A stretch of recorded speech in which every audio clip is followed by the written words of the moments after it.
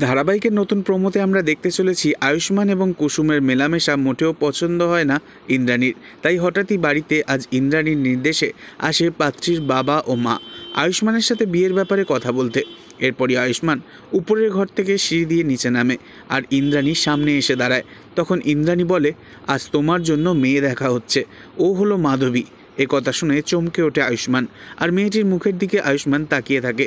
এরপর হঠাৎই আয়ুষ্মানের ফোন আসে। আয়ুষ্মান ইন্দ্রাণীকে বলে, একটা এমার্জেন্সি আছে, আমাকে এক্ষুনি যেতে হবে। বিয়ের কথা অসম্পূর্ণ রেখে দিয়ে আয়ুষ্মান চলে যায়। এরপর পাত্রীর মা বাবা তাদের মেয়েকে নিয়ে চলে যাওয়ার পর হঠাৎই বাড়ির সদর দরজায় বেল বাজে। ইন্দ্রাণী দরজা খুলতেই দেখে আয়ুষ্মান কুসুমকে বিয়ে করে বাড়িতে এসে দাঁড়িয়েছে। এই দৃশ্য দেখে ভীষণই রেগে গিয়ে ইন্দ্রাণী বলে ওঠে, এই বিয়ে আমি মানি না।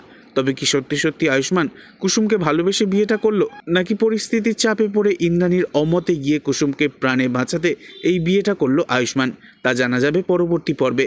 নেক্সট আপডেট জানতে অবশ্যই সাবস্ক্রাইব করে রাখবেন। ধন্যবাদ।